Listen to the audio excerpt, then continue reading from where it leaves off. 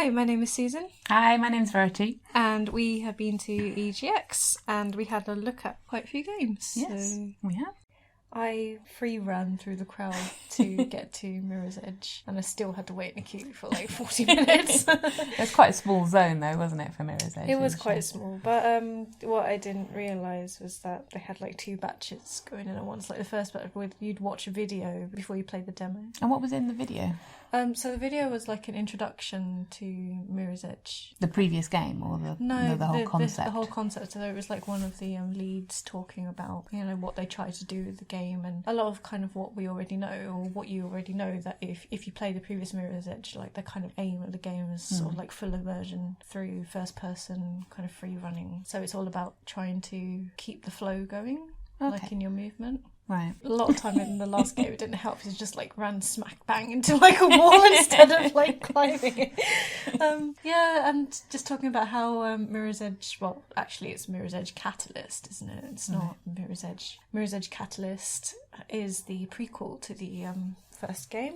And it's the origin story of Faith, who was a protagonist in the first game. And it's sort of like how she sees how corrupt and horrible the city is. The city nobody has any freedom really. People are kept slave through consumerism, that kind of thing. She starts to try and change things. Is she affiliated with anybody at that point then, or? Yeah, I think early on she's part of a faction. She's in the first game. She's already part of a faction.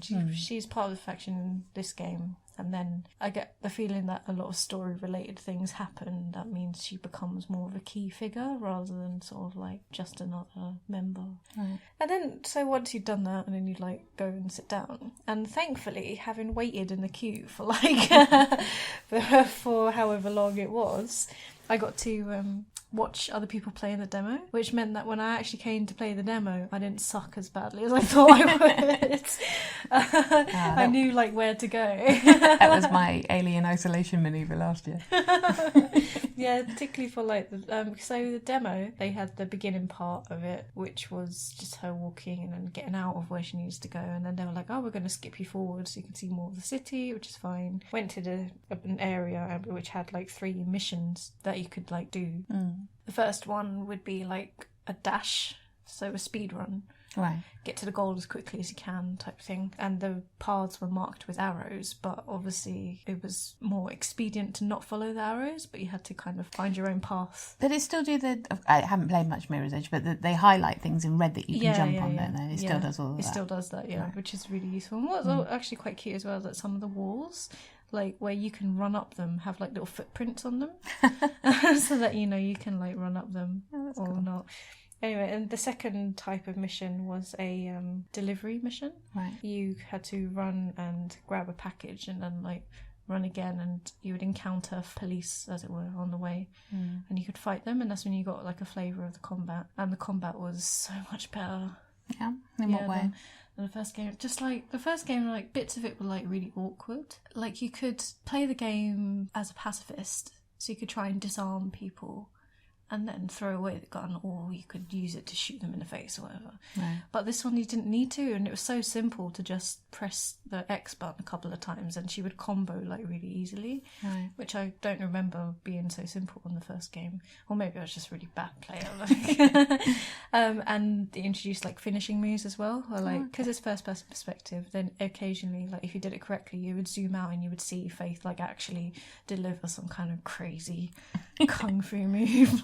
But a pacifist kung fu move. Yeah, so you'd knock out the guy, you wouldn't like grab his gun and shoot him in the face, right?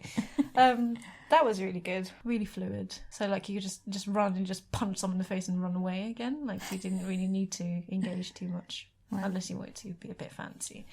And they don't chase after you if you punch them in the face and run away. Ha-ha, and then disappear off. Well, hopefully you've punched them hard enough that they go down. So they aren't getting up again. The other one was hacking a billboard. Right. So it was kind of like a puzzle type thing, like free run to a certain location. It wouldn't tell you the way, they'd just say, oh, you need to get up here. and you need to find your way. And then you hack the billboard, so instead of an advert, it displays like your runner's tag, which is quite cool. And I think like that combination variation of objectives in the game as well as the story, it makes me want to play it.